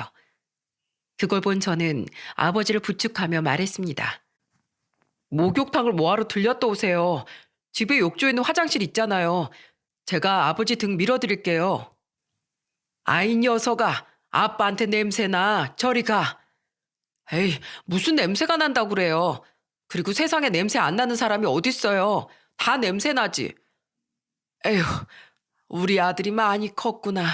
이 아빠도 이해할 줄 알고. 그때 제가 고등학생쯤 되니까 아버지가 저희를 위해서 얼마나 희생하며 사는지 헤아릴 수 있었습니다. 그래서 아버지의 고충을 잘 이해할 수 있었죠. 늘 성실하고 일만 할 줄 아는 아버지께 괜히 부담만 드린 것 같았습니다. 그저 성실한 아버지가 때로는 조금 쉬길 바랬어요. 하지만 아버지는 가장이고 직원을 둔 사장이었기 때문에 더 책임감 있게 일할 수밖에 없었던 겁니다. 그 당시에는 아버지 회사의 직원이 12명쯤 되면서 나름 규모를 키워가고 있었어요. 그래서 아버지는 책임감이 막중했던 겁니다. 그래서 저는 그런 아버지를 더 응원해드리고 싶었어요. 그렇게 저는 아버지의 아낌없는 지원과 어머니의 사랑을 받으면서 원하던 대학교에 당당하게 입학했습니다. 그 후 저는 대기업에 입사하게 됐어요. 제가 큰 회사에 합격했다고 하니까 부모님은 누구보다 기뻐하셨습니다. 그리고 저는 그런 아버지를 보면서 진지한 목소리로 말했어요. 저 이렇게 키워주셔서 감사드려요. 이게 다 아버지 덕분이에요. 정말 아버지 실망시키지 않게 열심히 살게요. 난 바라는 거 아무것도 없다. 난 자식들만 잘 살면 만사가 형통한 사람이야. 그러니까 지금처럼 열심히 살아가다오. 아버지의 두툼한 손을 맞잡은 순간 저는 괜히 울컥했습니다. 그때 저는 거칠어진 아버지 손을 잡으며 열심히 살겠다고 다짐했어요. 그렇게 취업 후 아버지께 용돈을 드리기도 하면서 나름대로 효도하며 지내고 있었어요. 그러던 중 저는 회사 생활 5년 차에 결혼 생각이 들 만큼 좋았던 예비 아내를 만나게 된 겁니다. 강남의 한 미용실에서 부원장으로 일하던 예비 아내는 예상과 다르게 차분하고 조신한 모습이었어요. 처음에 말만 들었을 때는 성격이 조금 센 편일 거라고 예상했지만 생각보다 부드럽고 온화한 모습에 호기심이 생기더군요. 첫 만남에 밥을 먹고 나오는데 그때 날씨가 한겨울이었어요. 어색하게 걸어가고 있는데 예비 아내가 저를 보고 조심스럽게 말했습니다. 혹시 바쁘시지 않으시면 저 편의점 좀 잠시 다녀와도 될까요? 네, 그럼 저도 같이 가시죠. 그렇게 저는 영문도 모른 채 예비 아내와 편의점으로 들어갔어요. 그런데 예비 아내가 따뜻한 캔커피 2개를 사더니 주머니에 챙기더라고요. 저는 그런 예비 아내를 따라갔는데 예비 아내는 공원을 청소하고 계시는 환경미화원 2분에게 다가가더니 조심스럽게 말했습니다. 안녕하세요. 이것 좀 드시고 하세요. 따뜻해서 주머니에 넣어두시면 손난로 같을 거예요. 예비 아내가 조심스럽게 건넨 캔커피를 건네받은 환경미화원 한 분이 놀란 목소리로 말했습니다. 아이고, 뭘 이런 걸 다 챙겨주세요. 괜찮아요. 아가씨도 추울 텐데 주머니에 넣어둬요. 아닙니다. 제가 일부러 편의점에서 사온 거예요. 그러니까 따뜻하게 손이라도 좀 녹이면서 하세요. 요즘 젊은 사람들 쓰레기차만 지나가도 더럽다고 욕하는데 젊은 아가씨가 이렇게 주변을 살필 줄 알고 참 마음씨가 곱네. 세상에 더러운 일이 뭐가 있어요. 다 필요한 일이잖아요. 아마 미화님들 안 계셨으면 이 거리도 볼품 없었을 거예요. 그만큼 거리를 빛내주시는 분들은 여기 계신 미화원 분들이시잖아요. 그렇게 말해주니까 내가 오늘 하루가 아주 뿌듯합니다. 너무 고마워요. 내가 캔커피로 손이 녹는 게 아니라 마음이 녹는 것 같네요. 생각지도 못한 예비 아내의 배려에 저도 깜짝 놀랐습니다. 그래서 예비 아내 같은 성격이면 저희 아버지의 특별한 직업도 이해해 줄 만한 사람이라고 생각했습니다. 그래서 저는 첫 만남에 예비 아내에 대한 호감이 올라갔어요. 그 후 저는 예비 아내와 여러 번 만나다가 연인 사이로 발전할 수 있었죠. 그리고 예비 아내는 정말 연애하는 동안에도 다정한 모습이었어요. 다른 사람을 배려할 줄도 알고 특히 어른 공경을 잘하는 사람이었습니다. 그때 저는 아내한테 궁금한 목소리로 물었어요. 넌 어른들 만나면 어색한 게 없는 것 같아. 집안의 어르신이랑 같이 살았어? 아니, 나 외동딸이야. 뭐? 정말? 난 외동일 줄은 몰랐어. 보통 외동은 이기적이라고 하던데 그것도 사람마다 다른가 봐. 그럼 사람마다 다 다르지. 내가 미용 처음 시작했을 때 독거노인분들 찾아가서 미용 봉사도 했었거든. 그걸 한 2년 다녔나? 그랬더니 나도 모르게 어르신들 보면 먼저 말도 걸고 농담도 자연스럽게 나오더라고. 미용 봉사도 다녔었어? 와, 진짜 대단하다. 난 회사만 다녀봐서 그런가 그런 봉사해볼 기회가 없었는데. 초보 미용사니까 이런저런 머리 만져보려고 다닌 거야. 그런데 정말 봉사하면서 배운 것도 많고 느낀 것도 많았어. 그래서 기회 되면 또 가보고 싶어. 우리가 가면 어르신들이 친손이 온 것처럼 반겨주시니까 나도 봉사가 아니라 고향 가는 것 같아. 진짜? 다음에 가게 되면 나도 같이 가자. 미용은 못해도 다른 거 도움될 만한 일이 있을 수 있잖아. 그래, 오빠도 봉사에 관심 있는지 몰랐네. 나중에 우리 같이 가보자. 진짜 좋은 경험 하게 될 거야. 그때 봉사활동까지 했었다는 예비 아내의 말에 사람이 달라 보였습니다. 그리고 그 이후로 예비 아내는 연애 기간이 길어질수록 저희 가족들도 살뜰히 챙겼어요. 그때만 해도 결혼 준비를 본격적으로 하기 전이었고 단순히 결혼을 전제로 만나고 있을 때였습니다. 그러다 보니까 예비 아내는 저희 아버지가 사업을 한다는 정도만 알고 있었어요. 예비 아내는 제가 일로 바빠서 깜빡 놓칠 만한 것들도 먼저 챙겨주며 말했습니다. 오빠, 오늘 아버님 생신이라며 설마 빈손으로 가는 거야? 아, 맞다. 아, 요새 야근으로 너무 바빠서 깜빡했네. 으이구, 그럴 줄 알았어. 내가 이런 상황을 미리 예상하고 케이크 사왔지. 이게 뭐야? 네가 사왔어? 어, 내가 며칠 전에 미리 예약해 뒀던 거야. 저번에 아버님 생신이 이쯤이라고 오빠가 말했었잖아. 그걸 기억하고 있었어? 그냥 지나가는 말로 했던 건데 그걸 기억하고 있던 거야? 중요한 날인데 기억해 둬야지. 이거 챙겨가서 가족들이랑 생일 파티해. 진짜 고마워. 내가 아버지한테 꼭 말씀드릴게. 야근하고 회사를 나오는데 무슨 일로 예비 아내가 저를 기다리고 있는 거예요. 그런데 제가 한창 바쁠 시기에 아버지 생신을 까먹을 것 같았다면서 챙겨주려고 일부러 왔던 겁니다. 그때 예비 아내의 배려심에 다시 한번 감동했어요. 그리고 그날 저는 가족들과 케이크에 초를 불면서 아버지 생신을 축하해드렸습니다. 그날 저는 아버지께 용돈을 드리며 말했어요. 아버지, 생신 축하드려요. 이야, 역시 선물은 현금이 최고야. 고맙다, 아들. 케이크에 용돈까지. 이런 세심한 아들이 어디 있어. 우리 딸들이 장난 같은 사이 얻어오면 바랄 게 없겠어. 아버지는 생신이라 기분이 좋으신지 기쁜 목소리로 말씀하셨어요. 그래서 저는 아버지를 보면서 민망한 목소리로 말했습니다. 아버지, 이거 케이크 성희가 아버지 생신이라 챙겨준 거예요. 제가 요새 바빠서 깜빡했었거든요. 그랬어? 아, 그럼 같이 오지 그랬어. 다음에 정식으로 인사드리고 싶다고 해서요. 우리 아들 여자친구가 벌써부터 예비 며느리 노릇을 하네. 내가 아주 고맙게 잘 받았다고 전해줘라. 아버지는 예비 아내가 보낸 케이크를 너무 고마워하셨어요.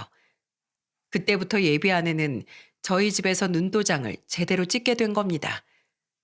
그 후로는 예비 아내가 더 세심하게 신경을 쓰기 시작했어요.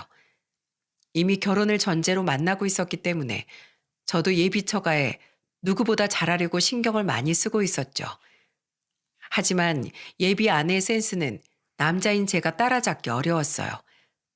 그때 어머니가 동창인 친구들과 여행을 갈 계획이 있었는데 예비 아내가 작은 봉투를 건네면서 말했어요. 오빠, 이거 작은 가방인데 휴대폰이랑 소지품 작은 거 담아 다니기 편할 거야. 지갑도 들어가서 관광객들이 많이 사간대. 어머님 조심해서 잘 다녀오라고 전해드려. 우와, 이런 것도 다 준비했어? 그냥 신경 안 써도 괜찮은데 뭐하러 준비했어? 다 알고 있는데 어떻게 신경을 안 써? 별거 아니니까 어머님 드려. 저는 예비 아내가 저희 부모님을 살뜰히 챙겨주는 게 너무 고마웠어요. 세상에 내 부모에게 잘해주는 사람을 싫어할 사람이 있겠습니까? 그때 저희 어머니도 예비 아내가 준 선물을 받고 누구보다 기쁜 목소리로 말했습니다. 아이고, 걘 뭘 이런 걸 다 챙겼어? 어머, 이건 뭐야? 어머니는 예비 아내가 건넨 가방을 열어보다 안에 있는 용돈을 보고 깜짝 놀라셨어요. 그리고 돈과 함께 쪽지에는 이렇게 써져 있었습니다. 어머님, 즐거운 여행 다녀오세요. 작은 금액이지만 가서 맛있는 음식 많이 드시고 오시라고 조금 넣어뒀어요. 다음에 좋은 모습으로 인사드리겠습니다. 그걸 보고 저도 어머니도 모두 깜짝 놀랐어요. 그리고 어머니는 저를 보면서 진지한 목소리로 말씀하셨어요. 예, 이런 여잔 절대 놓치면 안 되는 거야. 세상에 이렇게 꼼꼼한 사람이 어딨어. 그러게요. 저도 이렇게까지 준비할 줄 몰랐어요. 이럴수록 너도 예비 처가에 잘해야 된다. 알았지? 네, 제가 더 신경 쓸게요. 저희 부모님은 예비 아내의 센스를 마음에 쏙 들어 하셨어요. 그리고 한 달 뒤 부모님은 예비 아내를 정식으로 초대하게 됐습니다. 그때 예비 아내는 저희 어머니께 정중하게 인사를 드리며 말했어요. 안녕하세요. 이성이라고 합니다. 그동안 말씀만 많이 듣고 이제야 뵙게 됐네요. 그때 아버지는 일이 늦어져서 어머니와 저 여동생 2명만 있었습니다. 어머니는 예비 아내를 반갑게 맞이해주면서 말씀하셨어요. 어서 와요. 경모한테 얘기 많이 들었어요. 우리 남편이 오늘 일 때문에 조금 늦는다고 하니까 우리끼리 밥 먹고 있으면 될 것 같네. 어머니는 예비 아내를 주방으로 안내했어요. 그리고 여동생들도 예비 아내와 이런저런 대화를 나누며 화기애애한 분위기가 조성됐습니다. 그렇게 잠시 뒤 밥을 다 먹었을 때쯤 아버지가 오신 거예요. 아버지는 급하게 오셨는지 헝클어진 머리로 들어오셨습니다. 그리고 예비 아내를 보면서 반갑게 인사하면서 말했어요. 아이고, 내가 일하다 늦었지 뭐냐. 첫 만남에 내가 실례를 범했네. 아닙니다. 아버님 얼굴 뵌 것만으로도 저는 다행이라고 생각해요. 오늘 많이 바쁘셨나 봐요. 옷기도 잘못 접혀 있으신데요. 아이고, 내 정신 좀 봐. 오늘 공장 하수구 좀 보러 갔다가 정신없이 왔더니 차림도 엉망이네. 공장 하수구를 직접 보세요? 보통은 업체 부르지 않나요? 손재주가 엄청 좋으신가 봐요. 아니, 내가 하수관, 오수관, 변기 이런 거 뚫는 일을 하거든. 내가 하는 사업이니까 잘 안 뚫리는 건 직원들이 못 가고 내가 다니고 있어. 이래 봬도 내가 기술자야. 그때 아버지는 호탕하게 웃으면서 예비 아내한테 사업에 대해 말했습니다. 그런데 그 순간 예비 아내는 그런 아버지의 말을 듣고 묘하게 표정이 달라진 것 같았어요. 저는 갑자기 웃음기가 싹 사라진 예비 아내가 긴장해서 그런 줄 알았습니다. 하지만 그건 제 착각이었던 거예요. 간단하게 씻고 나오신 아버지는 예비 아내를 보면서 즐거운 목소리로 말씀하셨어요. 강남에서 미용실 한다고 했었나? 제가 직접 하는 건 아니고 그냥 부원장이에요. 그래도 대단하네. 깐깐한 강남 바닥에서 미용사 하는 게 쉽지 않을 텐데 아주 대단한 일 하고 있네. 미용사가 아니고 디자이너예요. 호칭을 정확하게 해주셔야 오해하는 일이 없죠. 오해? 무슨 오해를 내? 내가 강남 미용실이 어떻게 돌아가는지 몰라서 그랬지. 그래도 말은 아다르고 어다른 건데 정확하게 해주셔야죠. 그냥 사업한다고 하면 사무실 두고 일하는 건 줄 알잖아요. 뭐? 그게 무슨 말이냐? 아니에요. 하도 제 직업을 오해하는 사람들이 많아서 제가 예민했나 봐요. 갑자기 달라진 예비 아내의 차가운 말투에 분위기가 싸해졌어요. 그리고 그때 어머니는 분위기를 풀어보려고 과일을 가져오면서 말씀하셨습니다. 그래, 우리 예비 며느리 말이 맞지. 호칭은 제대로 해야 맞지. 자자, 우선 입가심으로 과일 좀 먹고 얘기해요. 어머니는 과일을 식탁에 올려두며 말씀하셨어요. 그런데 예비 아내가 코를 찡그리며 말하는 겁니다. 어머님 죄송한데요. 제가 유기농 과일만 먹어서요. 혹시 이거 농약 친 거예요? 이거 마트에서 박스로 산 거야. 유기농은 아닌데 내가 아주 잘 씻어놨어. 아우 됐어요. 농약 냄새 나요. 이 냄새 안 나세요? 엄청 역한 냄새가 나요. 무슨 냄새가 난다고 그래? 난 잘 모르겠는데. 맨날 이상한 냄새만 맡고 살아서 그러신 거 아니에요? 그때 예비 아내의 말에 저는 황당했어요. 그런데 그 순간 둘째 여동생이 예비 아내를 보면서 소리쳤습니다. 지금 그게 무슨 말씀이세요? 엄마가 이상한 냄새만 맡고 산다뇨? 네? 아, 저는 다른 뜻이 있는 게 아니라 가정주부시니까 워낙 여러 냄새를 맡을 것 같아서요. 그래서 그런 거예요. 아무튼 저는 유기농 과일 아니면 못 먹으니까 이만 가볼게요. 너무 피곤하고 힘드네요. 갑자기 집에 가겠다는 예비 아내를 보면서 저는 너무 당황스러웠어요. 그래서 황급히 예비 아내를 따라 나갔습니다. 그리고 예비 아내를 붙잡으면서 말했어요. 지금 이게 무슨 짓이야? 부모님께 제대로 인사드리고 와야지. 너무 힘들어서 그랬어. 내가 정말 유기농 아니면 못 먹는다니까? 아무리 그래도 지킬 건 지켜야지. 내가 너희 부모님 뵐 때 이렇게 무례하게 일어난 적 있었어? 없었잖아. 우리 부모님은 공무원 퇴직한 분들이셔. 그러니까 당연히 예의 있게 행동해야지. 그게 무슨 말도 안 되는 소리야? 그럼 우리 부모님한테는 막해도 된다는 거야? 저는 예비 아내의 말에 화가 나서 저도 모르게 소리쳤습니다. 그동안 저도 예비 처가의 예비 사위로서 충분히 예의를 갖춰서 행동했어요. 그런데 예비 아내가 부모님께 제대로 인사도 안 한 채 일어나는 걸 보고 너무 화가 났었습니다. 그전부터 아버지께 지적하듯이 말할 때부터 화가 났던 것 같아요. 제가 예비한테 따져 물으니까 그제서야 예비 아내는 미안한 목소리로 말했습니다. 내가 미안해. 내가 오늘 좀 예민해서 그랬어. 그럼 나한테 귀띔을 해주던지. 어떻게 부모님한테 그럴 수가 있어? 정말 미안해. 다음에 정중하게 사과드릴게. 그때 예비 아내 행동은 너무 당황스러웠습니다. 결국 집으로 돌아온 제가 가족들에게 대신 사과를 했어요. 그러자 아버지는 저를 보면서 난감한 목소리로 말했습니다. 내가 오늘 너무 지저분하게 와서 그런 거 아니냐? 아니에요. 그런 걸로 편견 가질 사람 아니에요. 그리고 아버지가 도둑질 하다 오신 것도 아니고 일하다 오신 건데 뭐가 그렇게 안절부절이세요? 결혼할 때 집안 무시를 못하는 건데 내가 너희한테 괜한 걸림돌이 되는 건가 싶어서 그렇지. 아버지가 왜 걸림돌이에요? 저희 삼남매 아버지가 벌어오신 돈으로 이만큼 컸어요. 아버지는 걸림돌이 아니라 저희 가족한테 디딤돌 같은 존재예요. 아버지 아니었으면 이만큼 살지도 못했어요. 고맙다. 내 인생 그 말로 위로받는 것 같네. 아버지는 예비 아내의 마지막 표정이 마음에 걸리는 듯 싶었습니다. 그때 예비 아내는 전화로라도 부모님께 사과드리고 싶다며 사과의 마음을 전했어요. 그리고 며칠 뒤 예비 장모와 예비 아내 저 이렇게 셋이 밥을 먹었던 적이 있었습니다. 예비 장모가 상견례 전 물어볼 게 있다면서 잡았던 자리였어요.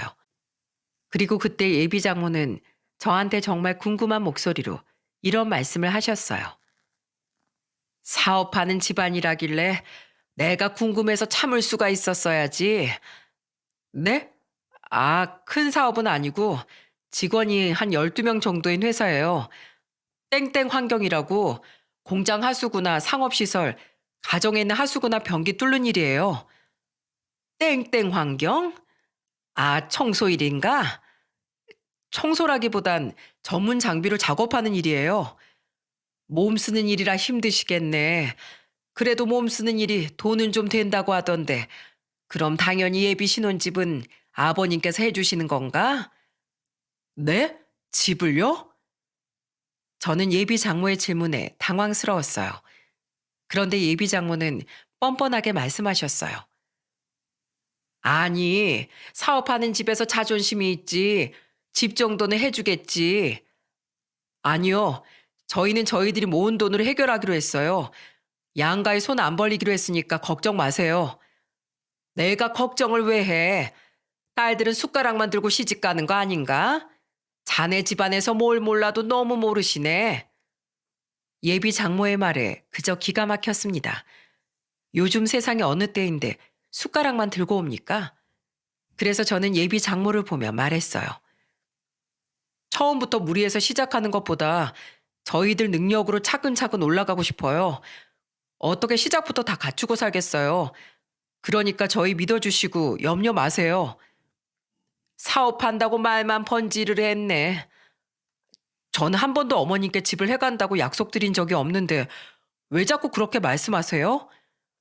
아니, 우리 딸이 사업하는 집안이라고 엄청 떠들길래 뭐 대단한 거라도 주는 줄 알았지. 상견례에서 다 같이 하는 것보다 이렇게 따로 먼저 얘기해보고 싶어서 그랬어. 아니요. 저는 아버지가 주신다고 해도 제 힘으로 시작할 겁니다. 제가 이렇게 말하자 예비 아내는 당황한 표정으로 앉아 있더라고요. 그때부터 예비 아내와 결혼 준비가 삐걱거리기 시작했습니다. 그러던 중에 정말 예상치 못한 순간에 예비 아내의 가면이 벗겨지고 말았어요. 그리고 그 가면이 벗겨진 예비 아내의 진짜 인성은 정말 추악했습니다. 아버지가 어느 날 화가 난 목소리로 저한테 막 화를 내며 전화를 하신 거예요. 너 지금 어디야? 얼른 집으로 좀 와라. 처음 듣는 아버지의 화난 목소리에 저는 놀라서 집으로 달려갔습니다. 그리고 집에 가자마자 아버지는 저를 앉혀놓고 화난 목소리로 말씀하셨어요. 내가 오늘 강남에 작업하러 갔다가 무슨 수모를 당했는지 알아? 오늘 무슨 일 있으셨어요? 대체 왜 그러세요, 아버지? 오늘 내가 강남에 있는 건물 변기 뚫으러 갔다가 거기서 예비 며느리를 봤어. 그런데 걔가 아주 내가 인사 한 번 했다고 날 개무시하더라.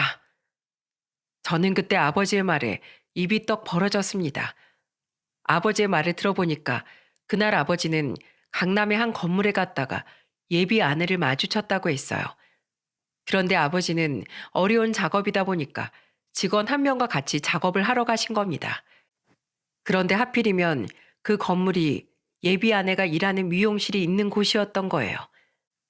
그렇게 작업을 마치고 나오던 아버지는 작업을 정리하고 가려던 중에 예비 아내를 마주친 거죠. 그래서 반가운 마음에 예비 아내를 보면서 반갑게 인사하셨다고 하셨습니다. 이게 누구야? 우리 예비 며느리네. 너 여기서 일하는 거였어? 이야, 미용실 근사하구나. 뭐예요? 여기가 어디라고 있으신 거예요? 당장 가세요. 아버지는 반가운 목소리로 인사했는데 예비 아내는 사색이 된 얼굴로 퉁명스럽게 말했다고 하는 겁니다. 그래서 아버지는 당황스러운 목소리로 예비 아내한테 설명했다고 했어요. 난 여기 변기가 막혔다고 해서 뚫으러 왔다. 근데 너 말버릇이 그게 뭐니? 당장 가라니. 지금 직원들 여기 쳐다보고 있는 거 안 보여요? 그리고 아직 결혼도 안 했는데 예비 며느리라고 부르면서 아는 척 좀 하지 마세요. 뭐야? 너 원래 이런 애였니? 네, 원래 이런 애였어요. 변기 뚫는 집안에 시집 간다고 광고할 일 있어요? 제 얼굴에 먹칠하지 말고 당장 가세요. 예비 며느리가 소리를 지르는 바람에 주변에서 사람들이 둘러싸기 시작했다고 했어요. 그리고 사람들이 수군거리기 시작하자 미용실의 원장이 나오게 된 겁니다. 그때 아버지는 예비 며느리의 실체에 큰 상처를 받고 어이없는 목소리로 말씀하셨다고 해요. 내가 사람을 잘못 봤네. 그동안 내가 아주 사람을 제대로 잘못 봤어. 예비 아내는 변기를 뚫고 나오는 아버지가 하찮은 직업을 가졌다고 생각했던 거예요. 그런데 그 순간 오만한 예비 아내의 생각에 태클을 걸어줄 인물이 등장했어요. 바로 미용실 원장이었습니다. 그 원장은 아버지와 예비 아내를 보면서 말했다고 했어요. 이게 무슨 소란이에요? 실례지만 무슨 일이 있으신가요? 그때 원장은 아버지를 보며 말했고 아버지가 무슨 말을 하려던 순간에 원장이 손뼉을 치며 말했다고 했습니다. 혹시 성함이 김상주 아저씨 맞으세요? 맞는데요. 누구? 아니, 넌 민경이 아니니? 네, 맞아요. 민경이에요. 아이고, 이 아버지 장례식장에서 마지막으로 보고 이게 20년 만에 보네. 그동안 잘 지내셨어요? 아니, 근데 여기서 이게 무슨 일이세요?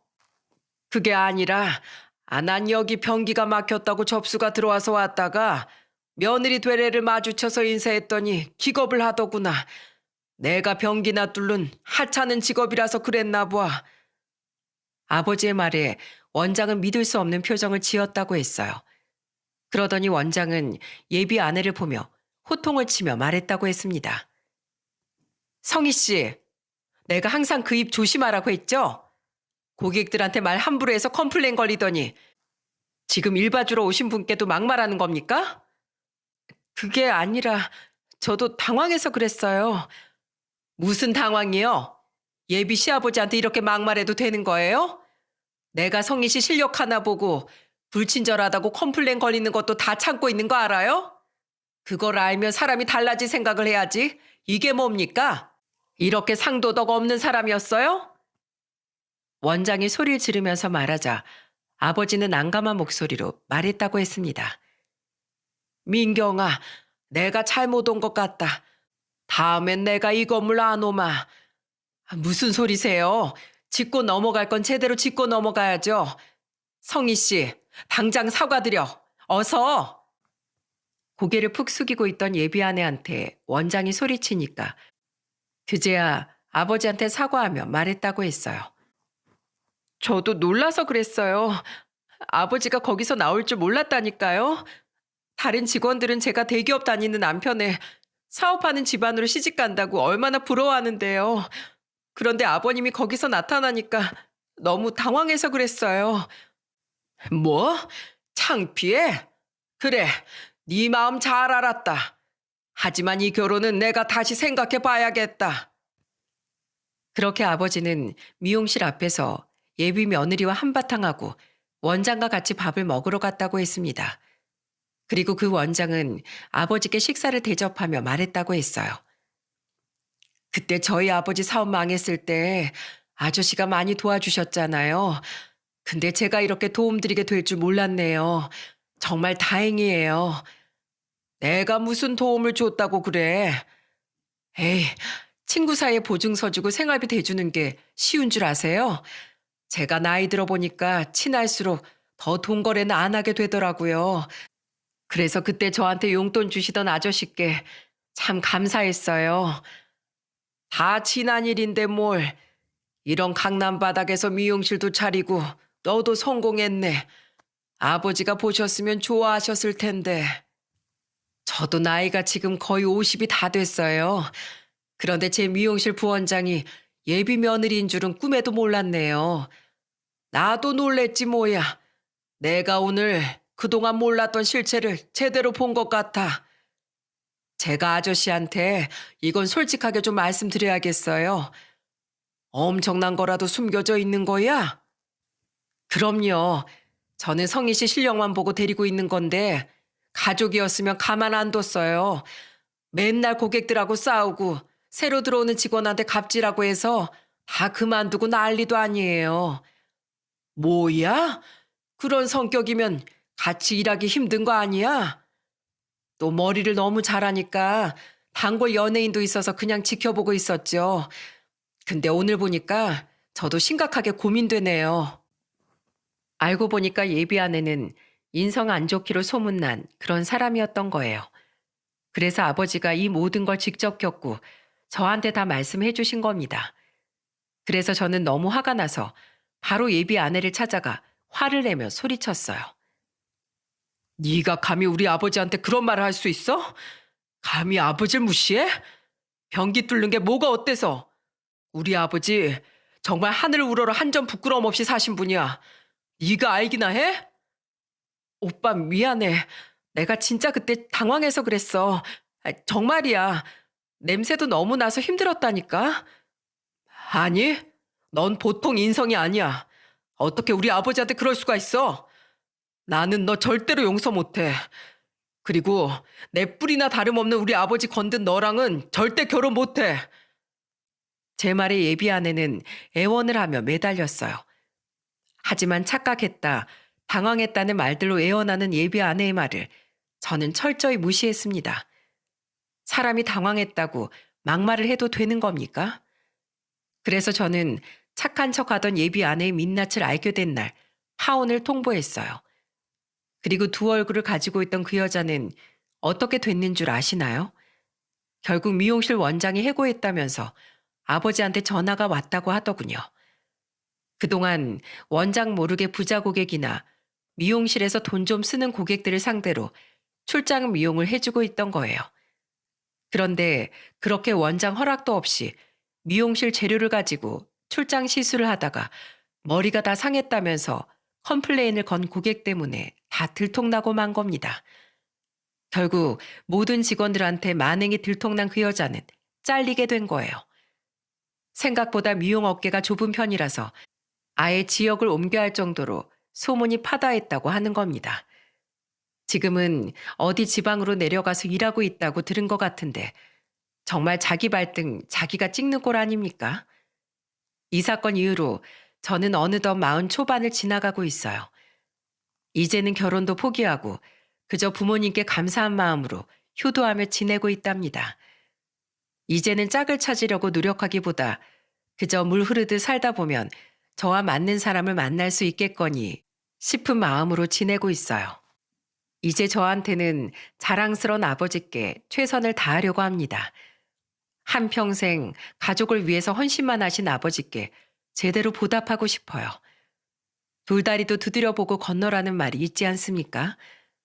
요즘 같은 시대에 특히나 사람을 만나는 일은 조심해야 하는 것 같아요. 이건 당한 사람이 바보라서 속는 게 아니라 속이려고 작정하면 정말 그 사람의 실체를 알 수가 없겠더라고요. 저희 아버지가 그날 그 건물에 가지 않았더라면 저는 한 여자의 반쪽짜리 모습만 보고 어리석은 결혼을 했을 것 같아요. 그러니 여러분들도 제 사연을 교훈 삼아서 사람 조심하시길 바라겠습니다. 함께 해주셔서 감사합니다.